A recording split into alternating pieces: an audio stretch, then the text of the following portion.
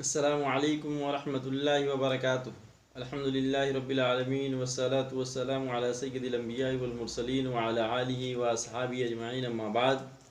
محترم ناظرین، نبی کریم صلی اللہ علیہ وسلم کا فرمان ہے،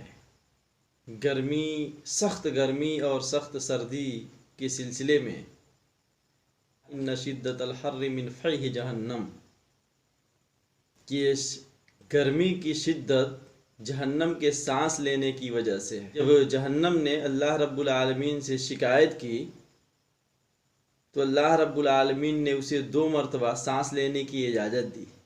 نے کہا کہ اے میرے رب، میرا ایک حصہ دوسرے حصے کو کھائے جا رہا ہے، تو اللہ رب العالمین نے اسے سال میں 2 مرتبہ سانس لینے کی اجازت دی، ایک مرتبہ ٹھنڈی میں اور ایک مرتبہ گرمی میں۔ تو یہ جو گرمی کی شدت ہے یہ جہنم کے سانس لینے کی وجہ سے ہے۔ اور مسند احمد کی صحیح روایت میں نبی کریم صلی اللہ علیہ وسلم کا فرمان ہے کہ جہنمیوں کو سخت ٹھنڈ کا بھی عذاب دیا جائے گا، یعنی سخت ٹھنڈی کا بھی عذاب ہوگا۔ اللہ رب العالمین ہم تمام لوگوں کو جہنم کے عذاب سے محفوظ رکھے۔ اللہم اجرنا من النار، آمین۔ السلام علیکم ورحمۃ اللہ وبرکاتہ۔